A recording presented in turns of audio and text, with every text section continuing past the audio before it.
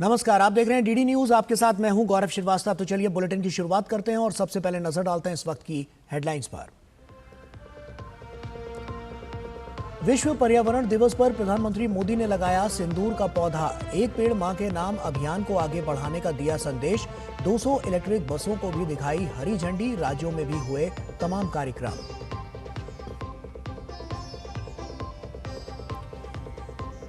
बेंगलुरु में भगदड़ हादसे पर आरसीबी, केएससीए और इवेंट कंपनी पर दर्ज हुई एफआईआर। बीजेपी ने मांगा सिद्धारमैया और डीके शिव कुमार का इस्तीफा, तो कर्नाटक सरकार ने क्रिकेट एसोसिएशन पर डाली जिम्मेदारी।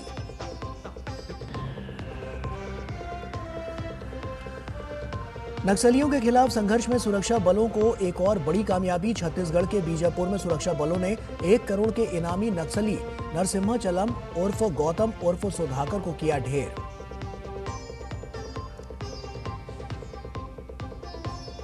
मोदी सरकार के 11 साल पर 9 जून से देश भर में केंद्रीय मंत्री करेंगे प्रेस कॉन्फ्रेंस। बीजेपी शासित राज्यों के सीएम भी रखेंगे 11 सालों के काम का लेखा जोखा। पीएम ने एक्स पर वीडियो साझा कर रखी गरीब कल्याण की तस्वीर। अयोध्या में श्री राम जन्मभूमि मंदिर में जुड़ा नया अध्याय। श्री राम दरबार सहित सभी देवालयों की सामूहिक प्राण प्रतिष्ठा संपन्न। सीएम योगी आदित्यनाथ समेत तमाम साधु संत बने साक्षी।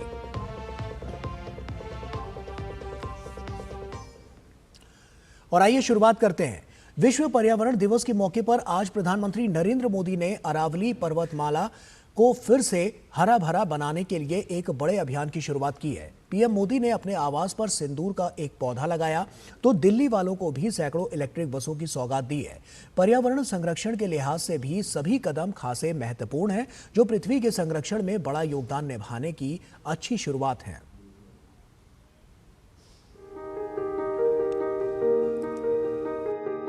विश्व पर्यावरण दिवस पर प्रधानमंत्री नरेंद्र मोदी ये जो पौधा लगा रहे हैं बेहद खास है।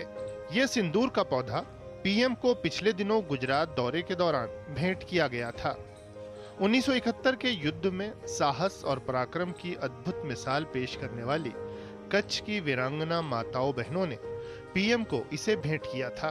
पीएम ने अपने आवास पर यह पौधा इस विश्वास के साथ लगाया है कि ये देश की नारी शक्ति के शौर्य और प्रेरणा का सशक्त प्रतीक बना रहेगा।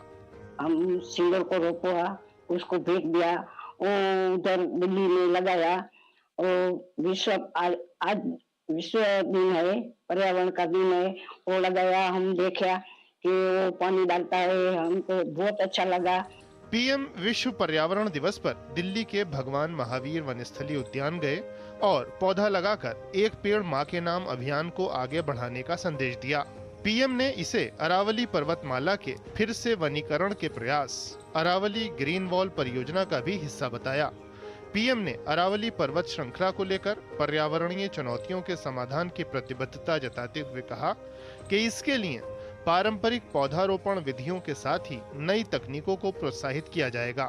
साथ ही पौधारोपण गतिविधियों की जियो टैगिंग और निगरानी भी सुनिश्चित की जाएगी। पीएम ने युवाओं से इस अभियान में बढ़ चढ़कर जुड़ने को कहा। पर्यावरण से जुड़ी एक और पहल के अंतर्गत पीएम ने इलेक्ट्रिक बसों को हरी झंडी दिखाई।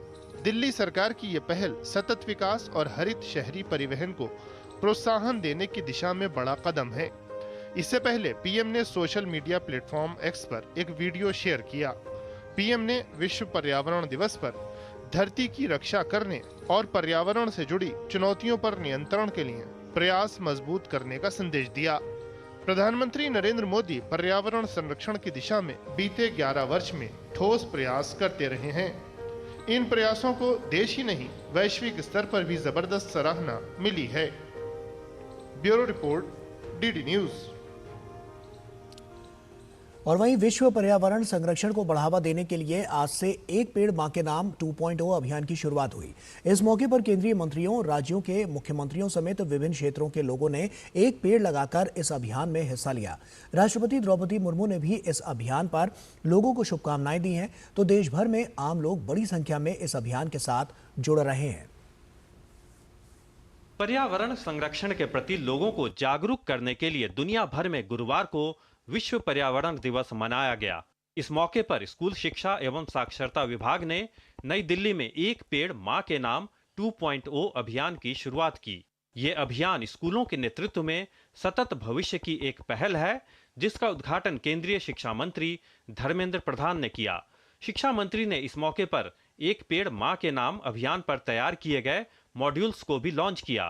साथ ही eco clubs for mission life के वेब पोर्टल का भी उद्घाटन किया।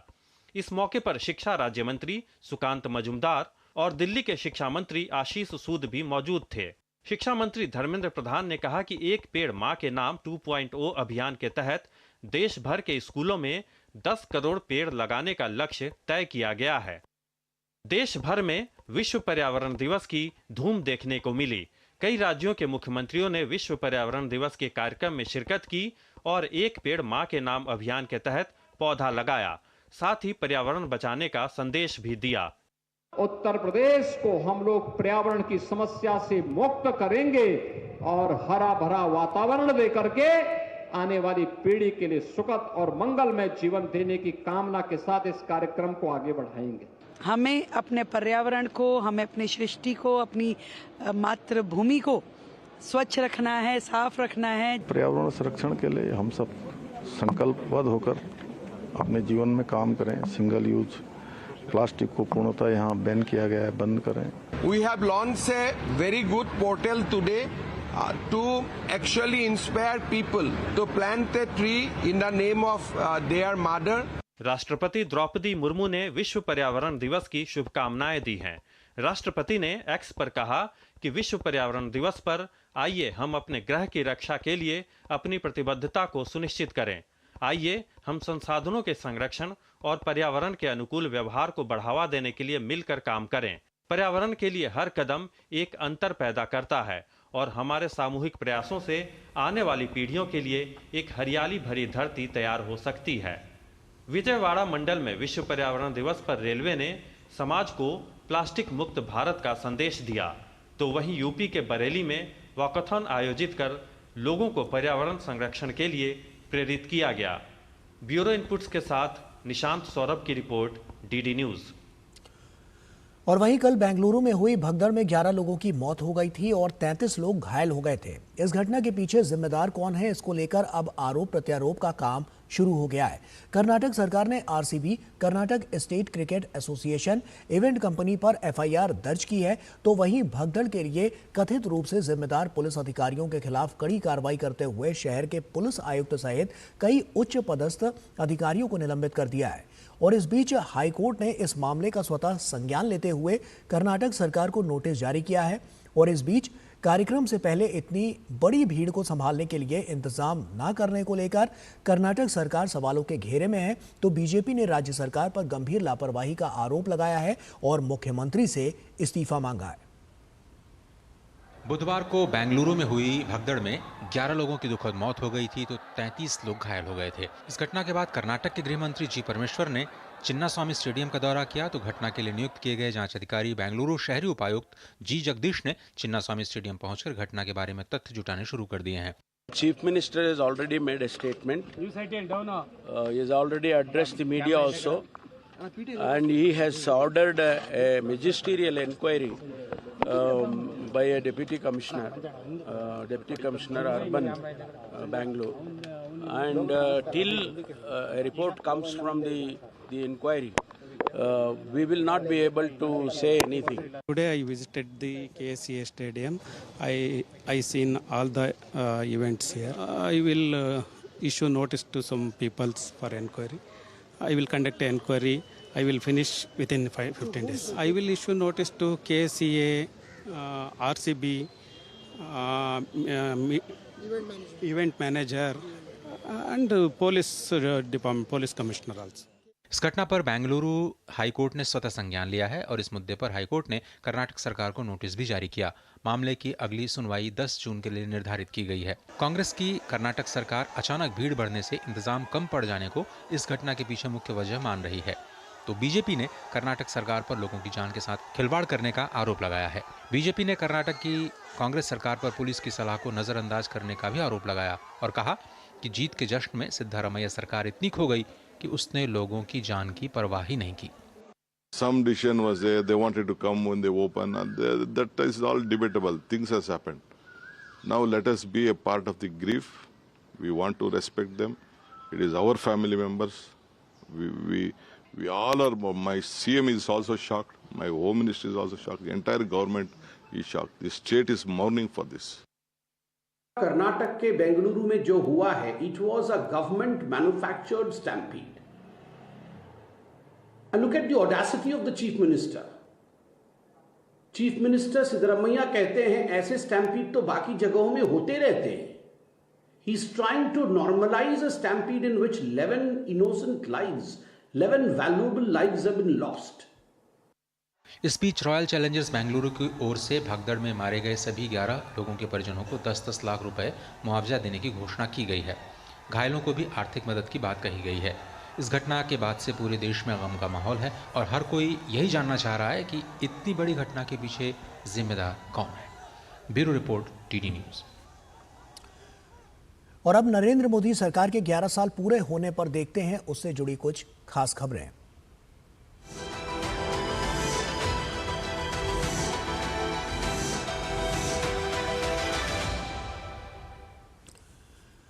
2014 में सत्ता में आने के बाद से मोदी सरकार ने समाज के सभी वर्गों के लिए योजनाएं बनाकर लोगों को लाभ पहुंचाने का काम किया है, जिसका असर जमीन पर लोगों को मिल रहे लाभ से देखा जा सकता है। पीएम मोदी ने बीते 11 सालों में मध्यम वर्गीय परिवारों को ध्यान में रखकर भी कई विशेष योजनाएं बनाई हैं, जिसका फायदा इस वर्ग को मिल रहा है। आर्थिक सामाजिक योजनाओं के लाभ के साथ ही ये वर्ग लगातार तरक्की की नई सीढ़ियां चढ़ रही है। मोदी सरकार के 11 साल में देश के हर वर्ग का समुचित विकास हुआ है और मध्यम वर्ग भी इससे अछूता नहीं रहा है। मोदी सरकार के 11 साल में भारत के मध्यम वर्ग की आशाओं, जरूरतों और आकांक्षाओं को न केवल सुना गया है, बल्कि उद्देश्यपूर्ण तरीके से उस पर काम भी किया गया है। सरल कर और सुनिश्चित पेंशन। हाल के बजट में सरकार ने कर सुधार करके मध्यम वर्ग को बड़ी राहत दी है।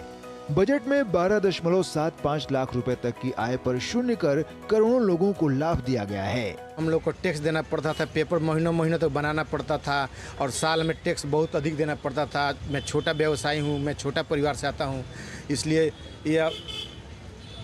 इसलिए ये नया जो बजट आया उसमें हम लोग को बहुत राहत मिला है, जो कि हम लोग पेपर ऊपर कुछ ज़्यादा नहीं करना पड़ता है और भी टैक्स भी बहुत कम हो गया है, व्यवसाय भी मेरा बहुत बढ़ गया है। रिटर्न दाखिल करने की प्रक्रिया पहले से कहीं ज्यादा आसान बनाकर ईमानदार मेहनती करदाताओं को राहत दी गई है। 2019 में लॉन्च की गई फेसलेस ई असेसमेंट प्रणाली ने व्यक्तियों के लिए कर जांच के तरीके को बदल दिया।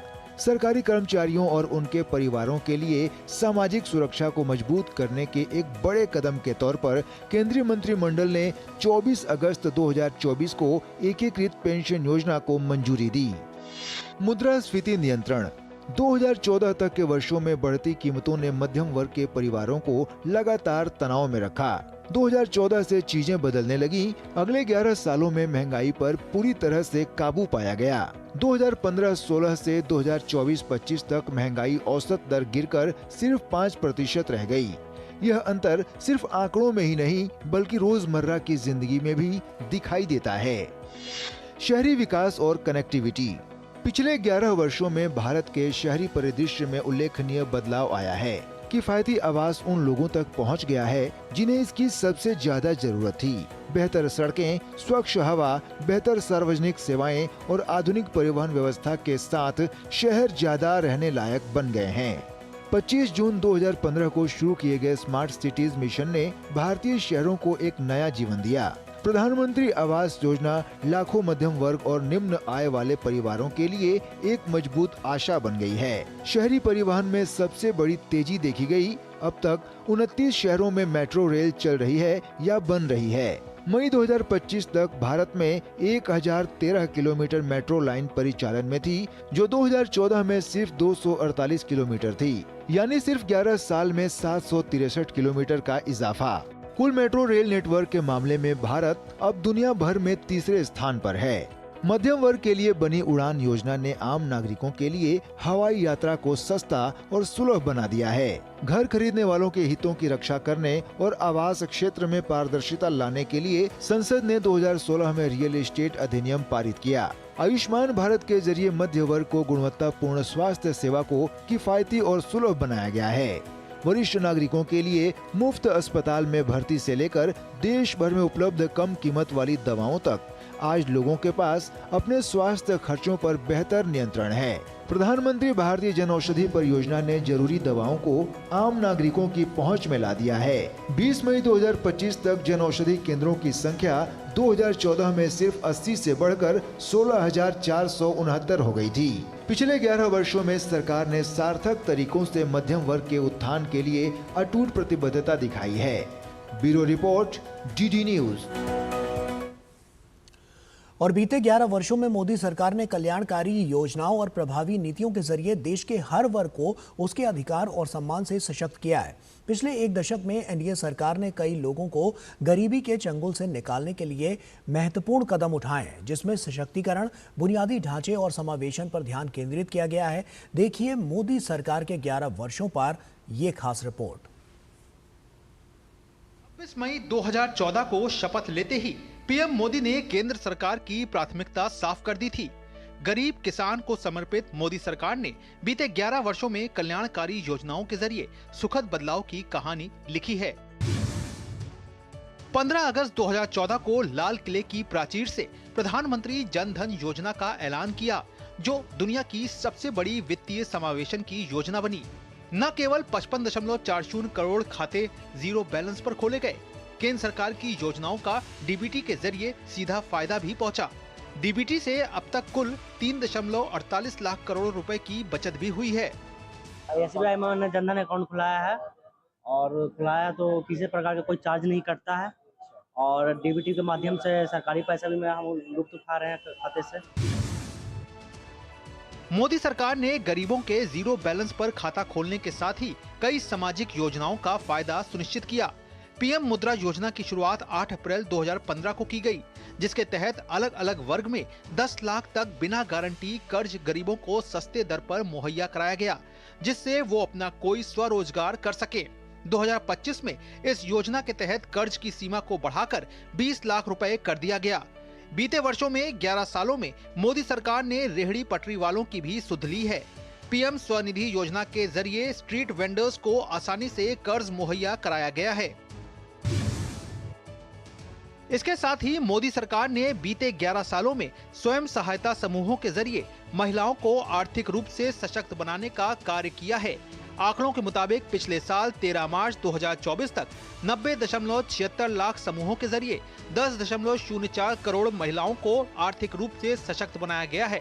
मोदी सरकार लखपति दीदी योजना के जरिए 3 लाख करोड़ महिलाओं को लखपति बनाने पर काम कर रही है। मेरे समूह का नाम कमल आजीविका महिला स्वयं सहायता समूह है। मैं समूह में 2017 में जुड़ी थी। मैंने अपने समूह से 1 लाख रुपया का ऋण लिया था।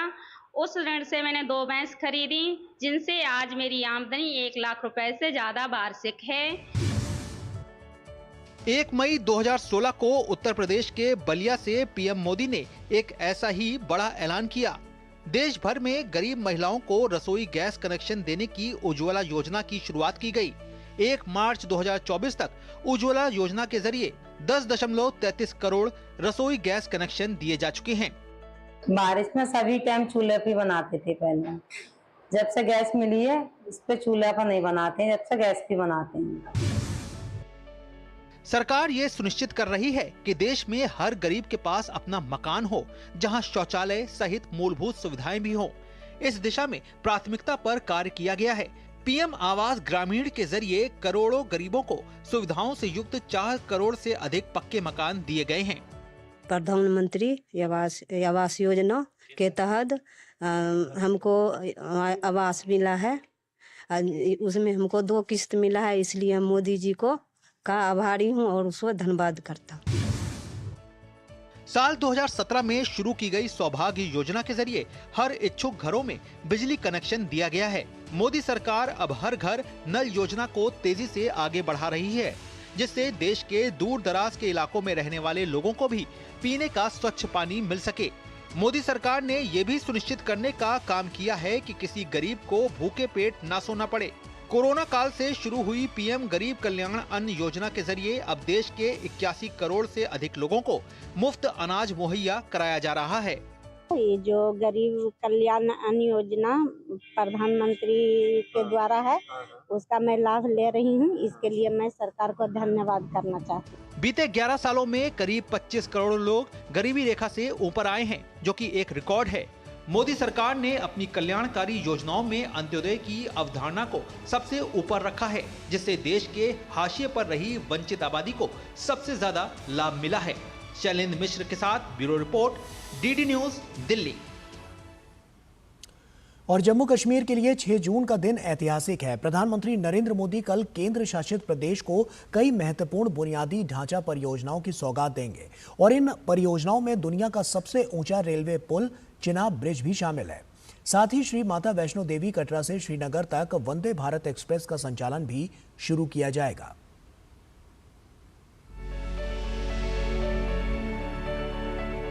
शुक्रवार का दिन जम्मू कश्मीर की प्रगति और विकसित भारत की यात्रा की नई गति साथ ला रहा है। प्रधानमंत्री नरेंद्र मोदी जम्मू कश्मीर में चिनाब ब्रिज राष्ट्र को समर्पित करेंगे। नदी से 359 मीटर की ऊंचाई पर स्थित ये विश्व का सबसे ऊंचा रेलवे आर्च ब्रिज है। 1315 मीटर लंबा स्टील से बना ये इंजीनियरिंग का चमत्कार है। जम्मू श्रीनगर के बीच मजबूत कनेक्टिविटी की दिशा में ये बड़ा कदम है। ब्रिज का डिजाइन 260 किलोमीटर प्रति घंटा wind speed, 260 kilometre per hour wind speed और जो जोन 5 सिस्मिक जोन के हिसाब से उसका डिजाइन है। यानी एक बहुत ही कॉम्प्लेक्स प्रोसेस से इसका डिजाइन किया गया है। इसकी फाउंडेशन देखो, अगर आप फाउंडेशन फुटबॉल फील्ड के आधे के बराबर है। 30,000 टन स्टील लगा है। इस ब्रिज के बन जाने से घाटी और जम्मू के बीच की जो दूरी है वो महज 3 से 4 घंटे की रह जाएगी। कटरा और जम्मू से जब ट्रेन चलेगी तो वंदे भारत एक्सप्रेस ये श्रीनगर जो है 3 से 4 घंटे में यात्रियों को पहुंचाएगी। साथ ही साथ जो गुड्स ट्रेन है उनको लेकर के भी इस ब्रिज का इस तरीके से निर्माण किया गया है कि ये 25 एक्सल टन का जो लोड है वो उठा सकती है। पीएम देश का पहला केबल स्टेड रेल ब्रिज भी राष्ट्र को समर्पित करेंगे। कटरा बानीहाल रेल खंड पर बने इस ब्रिज का निर्माण मात्र 11 महीने में पूरा किया गया। नदी तल से 331 मीटर ऊंचाई पर स्थित और 96 केबलों के सहारे बने इस ब्रिज की लंबाई 725 मीटर है। PM Udhampur Srinagar Baramulla rail link परियोजना भी राष्ट्र को समर्पित करेंगे। 272 किलोमीटर लंबी ये परियोजना इंजीनियरिंग का बड़ा कारनामा है। इस रेल मार्ग में करीब 119 किलोमीटर का सफर सुरंगों से होकर गुजरता है। परियोजना के तहत 36 सुरंगों और 943 पुलों का निर्माण किया गया है। इनमें देश की सबसे लंबी परिवहन सुरंग T50 शामिल है, जो 12.77 किलोमीटर लंबी है। Udhampur Srinagar Baramulla rail link project यानी USBRL के पूरा हो जाने से न सिर्फ पूरे जम्मू कश्मीर की तस्वीर बदलेगी बल्कि यहाँ के लोगों की तकदीर भी बदलेगी। इस प्रोजेक्ट से न सिर्फ यहाँ पर सामाजिक आर्थिक गतिशीलता को बढ़ावा मिलेगा बल्कि क्षेत्रीय गतिशीलता को भी, यहाँ पर रोजगार सृजन को भी काफी बढ़ावा मिलेगा। पीएम श्री माता वैष्णो देवी कटरा श्रीनगर वंदे भारत एक्सप्रेस ट्रेनों को भी हरी झंडी दिखाएंगे। मेक इन इंडिया के तहत इंटीग्रल कोच फैक्ट्री में बनी ये ट्रेन आधुनिक तकनीक और सुविधाओं से लैस है। ट्रेन को कश्मीर घाटी की कठिन जलवायु परिस्थितियों में सुगम यात्रा प्रदान करने के लिए डिजाइन किया गया है। रेल की सीटी और रेल की छुक छुक का रोमांच अब कश्मीर की हसीन वादियों में भी सुनी और देखी जा सकती है, क्योंकि कटरा से वंदे भारत ट्रेन के जरिए मुसाफिर और पर्यटक श्रीनगर तक की यात्रा अब बेखौफ कर सकेंगे और सड़क के दोनों किनारे, पटरियों के दोनों किनारे जो खूबसूरत और विहंगम दृश्य हैं उसका भी लुत्फ उठा सकेंगे। जम्मू कश्मीर में बेहतर कनेक्टिविटी और विकास की दिशा में ये परियोजनाएं बेहद लाभकारी मानी जा रही हैं। पीएम कई अन्य विकास परियोजनाओं का भी उपहार देंगे। अभिषेक सिंह और राजेश राज के साथ ब्यूरो रिपोर्ट, डीडी न्यूज। और रेल मंत्री अश्विनी वैष्णव ने कहा है कि जम्मू कश्मीर को देश के अन्य हिस्सों से रेलवे लाइन के माध्यम से जोड़ना सदियों पुराना स्वप्न था, जो अब प्रधानमंत्री नरेंद्र मोदी की दृढ़ इच्छा शक्ति और अथक प्रयासों से साकार हो रहा है। प्रधानमंत्री शुक्रवार को जम्मू श्रीनगर रेलवे लाइन का उद्घाटन करेंगे, जो देश के लिए एक ऐतिहासिक क्षण होगा। माननीय प्रधानमंत्री श्री नरेंद्र मोदी जी के दृढ़ संकल्प के कारण, हमारे इंजीनियर्स के बहुत अच्छी मेहनत के कारण, बहुत क्रिएटिव वे में डिज़ाइन करने के कारण और फोकस्ड एग्जीक्यूशन के कारण ये प्रोजेक्ट कंप्लीट हुआ है। माननीय प्रधानमंत्री जी जम्मू से श्रीनगर के इस रेलवे लाइन को लोकार्पण करेंगे। साथ ही साथ जम्मू और श्रीनगर के बीच में 4 सर्विसेज वंदे भारत की चालू होंगी। बहुत अच्छी सर्विस रहेगी, देश को बहुत लाभ होगा। जम्मू कश्मीर के सभी निवासियों को, छात्रों को, यात्रियों को, श्रद्धालुओं को, टूरिस्ट को, सबको इसका लाभ होगा। और वहीं अश्विनी वैष्णव ने बताया कि जम्मू कश्मीर की भौगोलिक और पर्यावरणीय चुनौतियों के बावजूद इस परियोजना को पूरा करना एक अभूतपूर्व उपलब्धि है। रेल मंत्री ने कहा कि इस परियोजना में चिनाब ब्रिज और अंजी ब्रिज इंजीनियरिंग क्षेत्रों का एक वहां पर बड़ी उपलब्धि है और जो अत्याधुनिक तकनीक और डिजाइन का प्रतीक है। ये दोनों जो ब्रिजेस हैं, चिनाब और अंजी, ये भी अपने आप में बहुत कॉम्प्लेक्स है। बहुत ही कठिन डिज़ाइन इसमें किया गया है, क्योंकि सिस्मिक जोन 5 प्लस 2 पहाड़ के बीच के एरिया में विंड स्पीड बहुत रहती है। तो विंड स्पीड 260 kmph, इन सब को ध्यान में रखते हुए डिज़ाइन किया गया है। साथ ही साथ इससे जो टेक्निकल नॉलेज मिली है, जैसे हिमालयन टनलिंग मेथड, जो नॉर्मल टनल होता है उससे बहुत बड़ा चैलेंज था। अचानक पानी के झरने आते हैं, अचानक बहुत सारा जो लूज़ मटेरियल है वो स्लश बन के निकलता था, कई जगह गैस निकली। तो इन सब का ध्यान रखते हुए जो टनल बनाने का काम हुआ, वो भी अपने आप में एक कोर्स मटेरियल बनेगा, जो कि गतिशक्ति विश्वविद्यालय है ट्रांसपोर्टेशन का, उसमें इसकी पूरी स्टडी करवाई जाएगी। और कश्मीर की हसीन वादियों में अब दौड़ेगी वंदे भारत ट्रेन। कटरा से श्रीनगर के बीच रेल परिचालन शुरू होने से मुसाफिरों में खासा उत्साह देखा जा रहा है। देखिए कटरा से हमारे वरिष्ठ सहयोगी राजेश राज की एक्सक्लूसिव रिपोर्ट। कटरा से श्रीनगर पहले रेल की यात्रा सीधी वहां नहीं थी, क्योंकि अंजी ब्रिज और चिनाब ब्रिज पर जो बड़ा पुल बना है वो खोला नहीं गया था। लेकिन 6 जून से जब इस ब्रिज को खोल दिया जाएगा तो लोग माता वैष्णो के दर्शन करने के बाद जो टूरिस्ट यहाँ आते हैं वो कश्मीर का दीदार करने, जन्नत का दीदार करने के लिए सीधे वंदे भारत ट्रेन से कश्मीर जा सकेंगे, श्रीनगर जा सकेंगे। हमारे साथ कुछ मुसाफिर हैं। कहाँ से आप आए हैं? हम दिल्ली से आए जी। प्रधानमंत्री मोदी कल यहाँ पर वंदे भारत को हरी झंडी दिखाएंगे। दुनिया का सबसे बड़ा चिनाब ब्रिज जो है वो राष्ट्र को समर्पित होगा। कितना बड़ा गौरव का क्षण है हिंदुस्तान के लिए? बहुत बड़ा गौरव है जी। प्रधानमंत्री मोदी जी ये जो काम कर रहे हैं, बहुत देश के लिए बहुत बढ़िया काम कर रहे हैं। हम सब बहुत खुश हैं, सब उनके साथ हैं। बहुत ही अच्छा और बेहतरीन क्षण होगा। कभी हमने सपने में भी नहीं सोचा था कि इस तरह से यहाँ से श्रीनगर ट्रेन के द्वारा हम जाएंगे। बहुत अच्छा है, बहुत सुनहरा मौका है कि हमारे पीढ़ी को ये देखने का मौका मिल रहा है, क्योंकि हर इंसान चाहता है कि उसकी यात्रा सुगम हो, आसान हो और सुरक्षित हो। रेल की सीटी और रेल की छुक छुक का रोमांच अब कश्मीर की हसीन वादियों में भी सुनी और देखी जा सकती है, क्योंकि कटरा से वंदे भारत ट्रेन के जरिए मुसाफिर और पर्यटक श्रीनगर तक की यात्रा अब बेखौफ कर सकेंगे और सड़क के दोनों किनारे, पटरियों के दोनों किनारे जो खूबसूरत और विहंगम दृश्य हैं उसका भी लुत्फ उठा सकेंगे।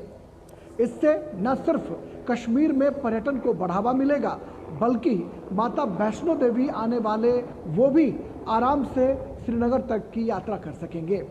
कैमरामैन कश्यप के साथ राजेश राज, डीडी न्यूज़, कटरा, जम्मू। और दिल्ली में भारत मध्य एशिया व्यापार परिषद की बैठक का आयोजन किया गया। इसका आयोजन फिक्की ने विदेश मंत्रालय के साथ मिलकर किया। इस कार्यक्रम को संबोधित करते हुए विदेश मंत्री एस जयशंकर ने कहा कि भारत को मध्य एशियाई भागीदारों के साथ यूपीआई, आधार, डिजी लॉकर जैसे प्लेटफॉर्म पर साझेदारी करके बहुत खुशी होगी। meeting at a time when e-commerce platforms, blockchains, cross-border digital payments are transforming the way the world interacts, trades and affects payments. And India would be very happy to partner on about platforms like the UPI, like Aadhaar, like DigiLocker with our Central Asian partners. And certainly greater use of digital technologies and AI applications will help us unlock the full potential of our trade and economic ties. And I would also add that it will be a great help to our tourists, to our students, to our medical travelers. और विदेश मंत्री जयशंकर ने दोनों देशों के बीच भूमि और हवाई connectivity को मजबूत करने के लिए अंतर्राष्ट्रीय उत्तर दक्षिण परिवहन गलियारे और चाबहार बंदरगाह के अधिक प्रयोग पर भी जोर दिया है। Closer engagements between our banks and financial sector will definitely strengthen our economic interaction. Some beginnings have been made in terms of opening of special rupee pass-through accounts in Indian banks by Central Asian banks. There's also been some discussion about use of UPI, Unified Payment Interface. I would certainly support that very strongly. How do we improve our connectivity? Because that has been a big obstacle. And I hear talk about both land and air connectivity. So what this means is more resources and effort in the INSTC, the International North-South Transport Corridor. Greater use of Chabahar port will surely reduce travel distance and costs. और केंद्रीय वाणिज्य और उद्योग मंत्री पीयूष गोयल ने Italy के Brescia में A2A इस्पा group के विनिर्माण कारखाने का दौरा किया। उन्होंने कहा कि जिस तरह दोनों देशों के बीच व्यापार, व्यवसाय और निवेश को बढ़ाने पर काम हो रहा है, उससे दोनों देशों के बीच ऐतिहासिक सांस्कृतिक घनिष्ठता भी बढ़ेगी। वहीं पीयूष गोयल ने कहा कि हम सभी वैश्विक भलाई के लिए एक परिवार के रूप में मिलकर काम करेंगे। केंद्रीय संचार मंत्री ज्योतिरादित्य सिंधिया ने कांग्रेस नेता राहुल गांधी के लंगड़े घोड़े वाले बयान पर आपत्ति जताई है। उन्होंने कहा कि राहुल गांधी दिव्यांगजनों के लिए अपशब्द के लिए इस्तेमाल किया है और सिंधिया ने कहा है कि प्रधानमंत्री ने विकलांग शब्द को परिवर्तित करके दिव्यांगजन का नाम दिया गया, लेकिन राहुल गांधी उनको लेकर अपशब्द उपयोग करते हैं। प्रधानमंत्री जी ने जो हमारे अंग्रेजी में कहते हैं स्पेशली गिफ्टेड विकलांग का शब्द को परिवर्तित करके दिव्यांगजन का नाम दिया। और दिव्यांगजन मतलब क्या? दिव्यांगजन मतलब वो जिन पर भगवान का विशेष आशीर्वाद है, तो उन्हें तो हमें प्रणाम करना चाहिए और उल्टा ऐसे अपशब्द का इस्तेमाल करते हैं। अब किस हद तक ऐसे लोग जाएंगे उसकी कल्पना भी आप और हम नहीं कर सकते। और प्रधानमंत्री के प्रधान सचिव पीके मिश्रा ने जिनेवा में G20 DRR कार्य समूह के गोलमेज सम्मेलन में भाग लिया और इस मौके पर उन्होंने आपदा तैयारी और लचीलापन निर्माण के प्रति भारत के सक्रिय दृष्टिकोण पर प्रकाश डाला और अधिक सुरक्षित और लचीले भविष्य के लिए साझेदारी को मजबूत करने के प्रति भारत की प्रतिबद्धता को दोहराया। उन्होंने अंतर्राष्ट्रीय सहयोग को मजबूत करने पर भी जोर दिया।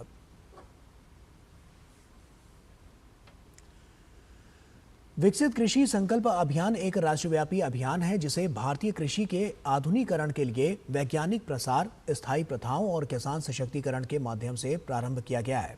29 मई से 12 जून तक विकसित कृषि संकल्प अभियान जारी रहेगा।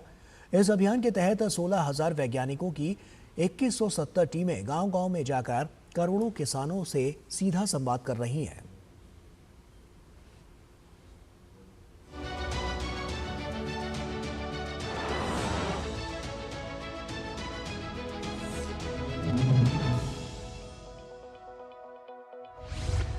विकसित कृषि संकल्प अभियान सरकारी योजना नहीं, एक जन आंदोलन। अभियान एक राष्ट्र, एक कृषि, एक टीम के सिद्धांत पर आधारित। कृषि क्षेत्र में सुधार और विकास के लिए केंद्र सरकार की पहल। 29 मई से 12 जून तक जारी रहेगा विकसित कृषि संकल्प अभियान। 16,000 वैज्ञानिकों की 2170 टीमें 1.5 करोड़ किसानों से कर रही हैं सीधा संवाद।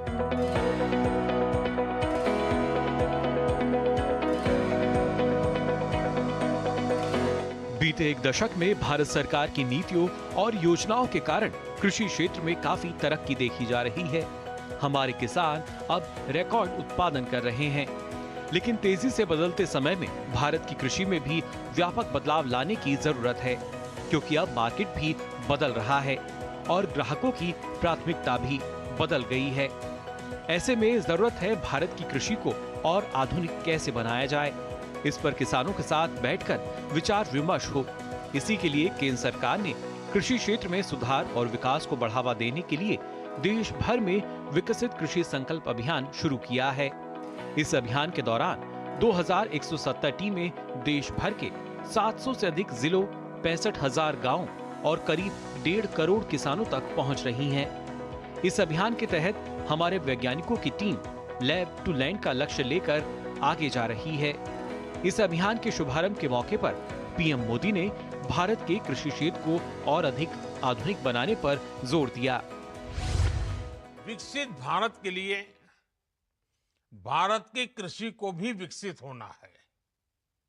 ऐसे अनेक विषय हैं जिन पर केंद्र सरकार का लगातार फोकस है, जैसे किसान को अपनी फसल का सही दाम कैसे मिले, एग्रीकल्चर इकोनॉमी कैसे मजबूत हो, देश की आवश्यकता के अनुरूप कैसे फसलें पैदा हो, कैसे भारत अपनी जरूरत के साथ ही दुनिया की जरूरत भी पूरी करे, दुनिया का फूड बास्केट कैसे बने, कैसे खेती को आधुनिक बनाया जाए, विज्ञान और टेक्नोलॉजी खेत तक कैसे पहुंचे। ऐसे अनेक विषयों पर पिछले 10-11 साल में हमारी सरकार ने बहुत काम किया है। केंद्रीय कृषि एवं किसान कल्याण मंत्री शिवराज सिंह चौहान विकसित कृषि संकल्प अभियान के तहत किसानों को जागरूक करने के लिए अलग अलग राज्यों का दौरा कर रहे हैं। चौपाल लगाकर किसानों के साथ संवाद कर रहे हैं। शिवराज सिंह चौहान ने कहा कि विकसित कृषि संकल्प अभियान महज एक सरकारी योजना नहीं, बल्कि एक जन आंदोलन है। इसी के तहत कृषि मंत्री शिवराज सिंह चौहान पटियाला पहुंचे। पटियाला के राजपुरा में उन्होंने किसान चौपाल में किसानों के साथ संवाद किया और ट्रैक्टर भी चलाया। उन्होंने कहा कि चौपाल में किसानों के साथ बैठकर सीधी बात होती है। विकसित कृषि संकल्प अभियान चल रहा है, तो साथ मिलके हम दोनों सरकारें, राज्य सरकार, केंद्र सरकार, इन दिक्कतों को दूर करने का भी काम करेगी और अच्छे प्रयोगों को पूरे देश में बताएंगे। पब्लिक मीटिंग करते हैं तो भाषण दे के चले जाते हैं, लेकिन जब चौपाल में बैठते हैं तो किसानों से बात होती है, वो जो अच्छे प्रयोग कर रहे हैं वो सामने आते हैं। पूरे देश में विकसित कृषि संकल्प अभियान 2025 तेजी के साथ आगे बढ़ रहा है। इसी अभियान के तहत देश के अलग अलग क्षेत्रों में किसान जागरूकता कार्यक्रम का भी आयोजन हो रहा है। इस आयोजन में किसान बढ़ चढ़कर हिस्सा ले रहे हैं। किसानों का कहना है कि इस अभियान से उन्हें खेती से कम लागत में अधिक मुनाफा कमाने को लेकर नई नई जानकारी मिल रही है। सारी चीजों की जानकारी हमको दी गई है और उस जानकारी में मेन बात ये बताइए किसान को, भाई हमारी कृषि जो है उस कृषि का आप लाभ लो। कृषि के बारे में बाजरा की खेती, गेहूं की खेती, पानी की बचत योजना और कई जो भी अच्छी अच्छी जो हमको जो सुविधाएं मिलनी है, सब्सिडी जो मिलनी है कृषि यंत्रों पे, वो सारी चीजों की हमको जानकारी दी। वर्तमान चुनौतियों के मद्देनजर विकसित कृषि संकल्प अभियान जैविक खेती, कृषि में ड्रोन का उपयोग, पशुपालन, डेयरी एवं मत्स्य पालन जैसे प्रमुख विषयों पर किसानों को शिक्षित करने में विशेष रूप से उपयोगी साबित हो रहा है। Bureau report, DD news. और जनवरी 2024 में भगवान राम के प्राण प्रतिष्ठा कार्यक्रम के बाद अयोध्या में बने राम मंदिर के पहले तल पर राम दरबार समेत अन्य विग्रहों के प्राण प्रतिष्ठा का कार्यक्रम आज संपन्न हो गया। उत्तर प्रदेश के मुख्यमंत्री इस कार्यक्रम में मौजूद रहे तो विधि विधान के साथ पूजा अर्चना के बीच कार्यक्रम पूरा हुआ। 3 जून को प्राण प्रतिष्ठा का कार्यक्रम शुरू हुआ था, जो आज गंगा दशहरा के दिन अभिजीत मुहूर्त में संपन्न हुआ।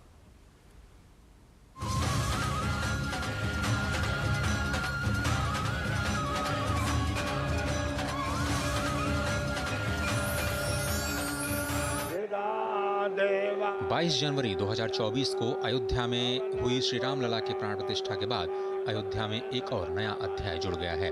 गुरुवार को श्रीधाम अयोध्या में श्री राम दरबार सहित सभी देवालयों की सामूहिक प्राण प्रतिष्ठा संपन्न हो गई।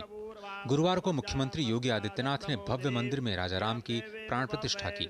इस मौके पर वैदिक मंत्रों की ध्वनि चारों दिशाओं में गुंजायमान रही। आचार्यों और संतों का स्वर, शंख ध्वनि ने अध्यात्म का माहौल बना दिया। अभिजित मुहूर्त, वेद घोष और मंत्रोच्चार की ध्वनि के बीच अयोध्या में गंगा दशहरा के अवसर पर श्री राम दरबार सहित समस्त नवनिर्मित देवालयों में प्राण प्रतिष्ठा का भव्य समारोह संपन्न हो गया। बुधवार सुबह प्रातः 6:30 बजे से ही यज्ञ मंडप में आह्वानित देवताओं के पूजन के साथ अनुष्ठान की विधिवत शुरुआत हुई। 2 घंटे चले इस पूजन के बाद सुबह 9 बजे से हवन प्रारंभ हुआ, जो लगभग 1 घंटे तक चला। इसके बाद सभी नवनिर्मित देवालयों में केंद्रीयकृत दृश्य और श्रव्य माध्यमों की सहायता से एक साथ प्राण प्रतिष्ठा का पावन कार्य संपन्न हुआ। प्राण प्रतिष्ठा समारोह के अंतर्गत मंदिर परिसर के विभिन्न भागों में स्थित देव विग्रहों में विधिपूर्वक प्राण स्थापन किया गया। समारोह में माता जानकी के साथ सिंहासन पर विराजमान भगवान श्री राम, उनके साथ खड़े भरत, लक्ष्मण और शत्रुघ्न के विग्रहों के साथ साथ भगवान बजरंगबली के विग्रह की प्राण प्रतिष्ठा भी वैदिक विधि विधान के साथ संपन्न हुई। श्री राम दरबार और शेषावतार के साथ जिन मंदिरों में प्राण प्रतिष्ठा हुई है वे हैं परकोटा के ईशान कोण पर स्थित शिव मंदिर, अग्निकोण में श्री गणेश जी, दक्षिणी भुजा के मध्य में हनुमान जी, नैऋत्य कोण में सूर्य, वायव्य कोण में मां भगवती के साथ परकोटा की उत्तरी भुजा के मध्य में मां अन्नपूर्णा प्रतिष्ठित हुई। प्राण प्रतिष्ठा के इस आयोजन में बड़ी संख्या में संत महात्मा, वैदिक आचार्य, राम जन्मभूमि तीर्थ क्षेत्र ट्रस्ट के पदाधिकारी और आम श्रद्धालु उपस्थित रहे। श्री राम मंदिर के प्रथम तल पर स्थापित राम दरबार की महिमा केवल धार्मिक ही नहीं बल्कि स्थापत्य की दृष्टि से भी अतुलनीय है। इस दौरान मंदिर परिसर में उपस्थित श्रद्धालुओं ने जय श्री राम के जयघोष के साथ उत्साहपूर्ण माहौल बनाया। प्रशासन ने इस भव्य आयोजन के लिए सुरक्षा और व्यवस्था के पुख्ता इंतजाम किए। देश विदेश से हजारों श्रद्धालु इस ऐतिहासिक क्षण के साक्षी बनने अयोध्या पहुंचे। बहुत अच्छी यात्रा थी, सहसा मुख न जाए सो वर्णे। अब हम क्या वर्णन कर सकते हैं, इतनी अच्छी यात्रा, प्रभु के दरबार और अच्छा विकास हुए। मंदिर भव्य है, अभी भी लग रहा और सुंदर बन जाएगा। गुरुवार को ही उत्तर प्रदेश के मुख्यमंत्री योगी आदित्यनाथ का 53वां जन्मदिन भी था। गुरुवार सुबह मुख्यमंत्री योगी आदित्यनाथ राम कथा हेलीपैड पर उतरने के बाद सबसे पहले श्री हनुमानगढ़ी मंदिर पहुंचे। यहां उन्होंने भगवान बजरंगबली की विधि विधान से पूजा अर्चना की। श्री हनुमानगढ़ी में पूजा के बाद वे श्री रामलला मंदिर की ओर रवाना हुए। श्री रामलला मंदिर पहुंचकर मुख्यमंत्री ने भगवान श्री राम की विधिवत पूजा की और उनकी आरती भी उतारी। अयोध्या से रामेंद्र के साथ ब्यूरो रिपोर्ट, डीडी न्यूज। और उधर भारत की ओर से विदेश दौरे पर गए सर्वदलीय प्रतिनिधि मंडल में से अधिकांश दल वापस लौट आए हैं, जबकि कुछ दल ही अब विदेशी दौरे पर हैं। इस सभी दलों ने मित्र देशों में आतंकवाद के खिलाफ भारत की लड़ाई के लिए समर्थन जुटाया तो पाकिस्तान की सच्चाई पर पोल भी खोली। भारत द्वारा ऑपरेशन सिंदूर क्यों किया गया और कैसे पाकिस्तान ने पहलगाम आतंकी हमले को अंजाम दिया, इसके सबूत भी पेश किए हैं। भारत वापस लौटे डेलीगेशन के सदस्यों ने विदेश मंत्री से भी मुलाकात की। पाकिस्तान की पोल खोल करने गए सांसदों के कुछ प्रतिनिधिमंडल अभी भी बैठकों के जरिए भारत का पक्ष रख रहे हैं, तो कुछ दल वापस आकर विदेश मंत्री को पूरी जानकारी दे रहे हैं। बीजेपी सांसद रविशंकर प्रसाद के नेतृत्व में भारत के सभी दलों के सांसदों के प्रतिनिधिमंडल ने बेल्जियम में यूरोपीय संसद के सदस्यों से कई अहम बैठकें की। इन बैठकों में भारत ने सीमा पार आतंकवाद के खिलाफ अपने मजबूत और सख्त रुख को दोहराया। प्रतिनिधिमंडल ने यूरोपीय संसद का दौरा किया और वहां भारत से जुड़े मामलों के प्रतिनिधिमंडल, विदेश मामलों की समिति और सुरक्षा व रक्षा समिति के सदस्यों से मुलाकात की। यूरोपीय संघ ने पहलगाम में हुए दर्दनाक आतंकी हमले की कड़ी निंदा की और भारत के साथ एकजुटता दिखाई। Meeting with honourable the vice president of European parliament, she heard us, she gave her views, we conveyed the situation in India and terrorism. It is a global issue, needs to be tackled globally, and we have requested her some cost to the terror machine in Pakistan in terms of world aid. जहाँ भी हम देख रहे हैं एक positive momentum है, जहाँ पर वो जान रहे हैं कि पाकिस्तान किस तरीके से सिर्फ टेरर एक्टिविटीज़ ही नहीं, रेडिकलाइजेशन और इंडोक्ट्रिनेशन भी करता है, जिसका प्रभाव इन सारे देशों में पड़ता है। एंड जब तक टेररिज्म के लिए हम जीरो टॉलरेंस नहीं रखेंगे, तब तक पूरी दुनिया ही अनसेफ रहेगी। वहीं विदेश यात्रा से लौटे तमाम दलों के सांसदों ने विदेश मंत्री से मिलकर जानकारी साझा की। वो विदेश मंत्री जयशंकर जी से मिले और एक तरह का ये था कि फीडबैक भी कि क्या रहा नहीं रहा, तो उसका एक नोट लेना। तो वो जो हम लोगों को जो एक्सपीरियंस हुआ हर एक कंट्री में अलग अलग, किन लोगों से मिले, किन्होंने क्या कहा, क्या ओपिनियन था उनका, या ऑपरेशन सिंदूर पर उनका क्या व्यू था, या अन्य चीज़ों को लेकर के क्या था, तो ये सारा फीडबैक हम लोगों ने दिया है। माननीय विदेश मंत्री से मिले, उन्होंने ये जानना चाहा कि जिन हम 5 देशों में गए उन देशों के प्रतिनिधियों का क्या रिस्पॉन्स था, और हमने उसके बारे में उनको बताया। उन्होंने कुछ सवाल किए, उसके हमने जवाब दिए कि पूरे विश्व ने जहाँ जहाँ में भी हम गए, उन्होंने भारत की सराहना की कि भारत ने जो उग्रवाद के खिलाफ जो भी कदम उठाए हैं वो उसके साथ खड़े हैं। विदेश मंत्री जी बुलाए थे, सारे जो भी डेलीगेट्स गए हुए हैं उनसे अलग अलग मीटिंग कर रहे हैं और हमसे हमारे एक्सपीरियंस पूछ रहे हैं, हमने क्या वहाँ नोटिस किया, क्या पॉजिटिव था, क्या निगेटिव था, क्या सजेशन था। अच्छी बात है ये, आखिरकार जब वहाँ से लौट कर आए तो उसका एक फीडबैक भी लेना चाहिए। भारतीय सांसदों के 7 दलों ने पिछले महीने से तमाम देशों की यात्रा की और आतंकवाद पर पाकिस्तान को बेनकाब किया है। Bureau report, DD news. और वहीं अमेरिका में सर्वदलीय प्रतिनिधि मंडल का नेतृत्व कर रहे कांग्रेस सांसद शशि थरूर ने वॉशिंगटन डीसी में थिंक टैंकरों और युवा पेशेवरों के साथ बातचीत के दौरान कहा कि पाकिस्तान ने शुरुआत से ही अपने यहाँ आतंकवाद को पनपाया है। भारत पिछले काफी समय से पाकिस्तान प्रायोजित आतंकवाद का भुक्तभोगी रहा है। पूरी दुनिया इसके बारे में जानती है। That we've had a 37-year pattern of repeated terror attacks from Pakistan, accompanied by repeated denials. I mean, Americans haven't forgotten that Pakistan didn't know, allegedly, where Osama bin Laden was until he was found in a Pakistani safe house right next to an army camp in a cantonment city. That's Pakistan. Mumbai attacks, they denied having anything to do with it. One of the terrorists was captured alive, his name, his identity, his address in Pakistan, everything was revealed. Under interrogation, he told us where he was trained, what was done. The US intelligence, as well as ours, recorded the chilling voice of the Pakistani handler giving minute-by-minute instructions to the killers in Mumbai. When the first strikes happened on the terrorist camps, funerals were conducted, including for members of some of the key organization, the Jaish-e-Mohammed in particular, and the Lashkar-e-Taiba. The funerals were conducted, and photographs have emerged on social media showing Pakistani generals and police officers in uniform attending these funerals. और लोकसभा अध्यक्ष Om Birla Brasilia में 11वें BRICS संसदीय मंच के उद्घाटन समारोह में उन्होंने भाग लिया।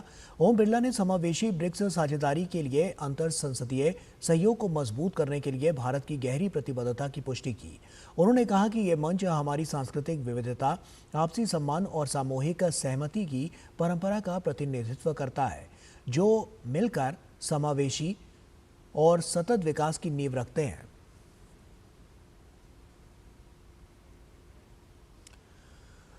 आरएसएस प्रमुख मोहन भागवत ने नागपुर में एक कार्यक्रम को संबोधित करते हुए कहा कि पहलगाम में जो आतंकी हमला हुआ उसके बाद अपराधियों को सजा मिले, ये सबकी इच्छा थी और कार्रवाई भी हुई। इस सारे प्रसंग में सेना की क्षमता और वीरता देखने को मिली। पहलगाम में जो हमला हुआ, नृशंस हमला हुआ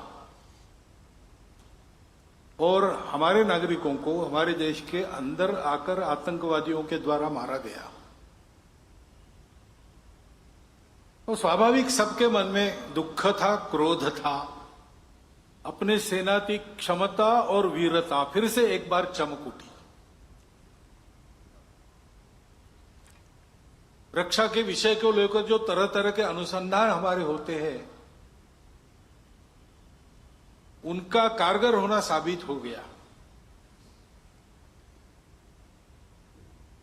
उनके पराक्रम के साथ निर्णय लेना और करने के लिए कहना, ये जिनका दायित्व है ऐसे शासन प्रशासन के लोग, उनकी दृढ़ता भी हम सब ने देखी।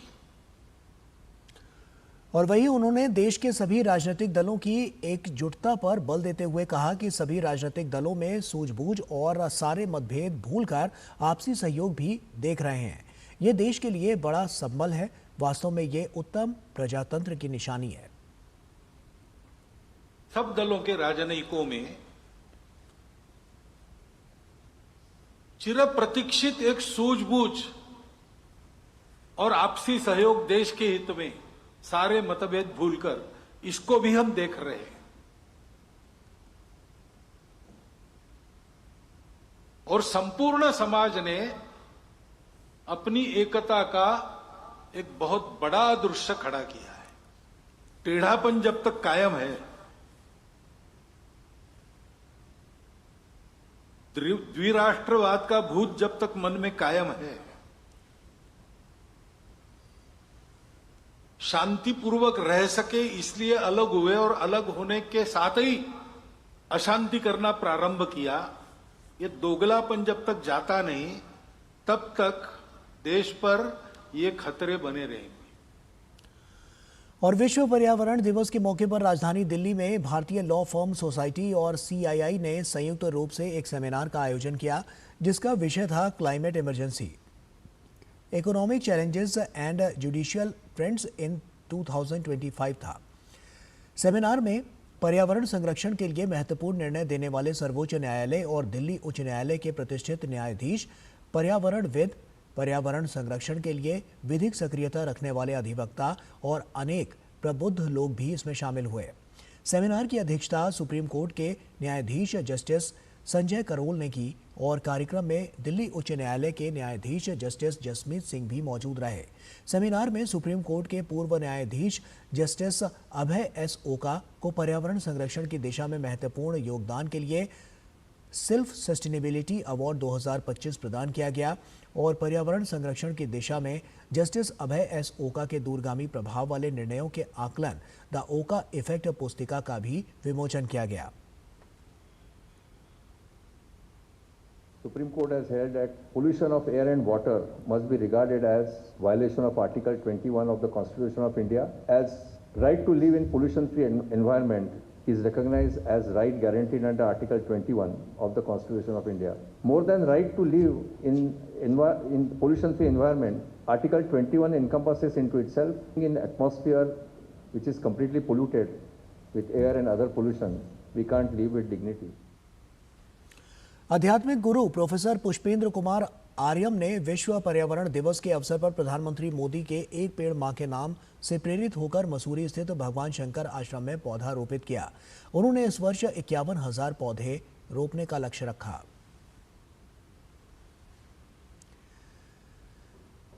छत्तीसगढ़ के बीजापुर जिले में सुरक्षा बलों का नक्सलियों पर एक्शन जारी है। गुरुवार को नेशनल पार्क के जंगलों में फिर एक बड़ी मुठभेड़ में सुरक्षा बलों ने नक्सलियों के CC मेंबर नरसिम्हा चलम उर्फ गौतम उर्फ सुधाकर को ढेर कर दिया। सुधाकर नक्सलियों के शिक्षा विभाग का इंचार्ज था और इस पर 1 करोड़ का इनाम था। इससे पहले 21 मई को सुरक्षा बलों ने नक्सलियों के चीफ 1 करोड़ का इनामी नंबाला केशव राव उर्फ केशव राजू उर्फ गगन्ना को मार गिराया था। और खेलों को बढ़ावा देने के लिए तमाम लीग आयोजित की जा रही है और इसी कड़ी में शूटिंग में भी अब लीग का आयोजन होने जा रहा है। National rifle association of India ने आज नई दिल्ली के doctor Karni Singh shooting range में बहुप्रतिष्ठित शूटिंग लीग ऑफ इंडिया का लोगो आधिकारिक रूप से लॉन्च किया। म्यूनिख में होने वाले 2025 ISSF विश्व कप की तैयारी कर रहे भारतीय कैंप के कई खिलाड़ी इस कार्यक्रम में उपस्थित रहे और लीग के पहले संस्करण को लेकर उत्साह व्यक्त किया। पेरिस ओलंपिक पदक विजेता स्वप्निल कोसाले और सरबजीत सिंह के साथ साथ अर्जुन बाबूता, एला वेनिल वलारिवन जैसे कई प्रमुख भारतीय निशानेबाज इस मौके पर मौजूद थे। SLI के पहले सीजन की शुरुआत 20 नवंबर से 2 दिसंबर तक चलेगी। प्रतियोगिता में मिक्स टीम इवेंट्स होंगे जिनमें पिस्टल में 10 मीटर 25 मीटर, राइफल में 10 मीटर 50 मीटर, शॉटगन में ट्रैप और स्कीट को शामिल किया गया है। लीग में कुल 6 से 8 टीमें होंगी जिन्हें लीग चरण में 2 पूल में बांटा जाएगा। खिलाड़ियों का अनुभव और प्रतियोगिता के मिश्रण के आधार पर 4 स्तरों में इन्हें बांटा जाएगा। It's a good thing that Shooting League is finally happening in India because this is definitely going to boost the sport. across various levels of people. The people are going to get to know about the sport, and hopefully there are going to be a lot of more participants. There are going to be a lot of more enthusiastic kids who would want to take up the sport, and the sport is going to be widespread from here on. So shooting के लिए इतना अच्छा initiative लिया जा रहा है, क्योंकि अभी किसी भी अगर कंट्री में हम देखें शूटिंग के लिए कुछ भी ऐसा नहीं हो रहा है। जर्मनी में अभी तक एक लीग हो रही थी, बट वो इतने अच्छे लेवल की नहीं थी। यहाँ पे बहुत अच्छे से इसको ऑर्गेनाइज भी करवाया जा रहा है और ज़्यादा फॉरेन शूटर्स को भी बुलाया जा रहा है, तो मैं इसके लिए काफ़ी ज़्यादा एक्साइटेड हूँ। मुझे बताने में बहुत आपको खुशी हो रहा है, आनंद हो रहा है कि आने वाले टाइम में हमारे पास 20 नवंबर से शूटिंग लीग आने वाली है, शुरू हो रहा है। और इस लीग में बढ़ चढ़ के भाग ले रहे वाले एलीट एथलीट हैं हमारे इंडियन टीम के, और नए एथलीट है, और मिक्स मैच के तरह में इनका संगम होने वाला है, और कुछ फॉरेन एथलीट भी यहाँ पार्टिसिपेशन करने वाले हैं। कैसे चीज़ें बदलने वाली है, एंड एक अलग सा माहौल रहेगा कि शूटिंग ऐसा है कि एक इंडिविजुअल परफॉर्म रहता है, वहाँ पे इंडिविजुअल परफॉर्म करना पड़ता है, पर लीग में एक टीम के साथ मिलकर चलना होता है। एंड आई थिंक बहुत सारे चीज़ें बदलने वाली है, मज़ा आने वाला है। और इसी के साथ फिलहाल इतना ही। दीजिए इजाजत, नमस्कार।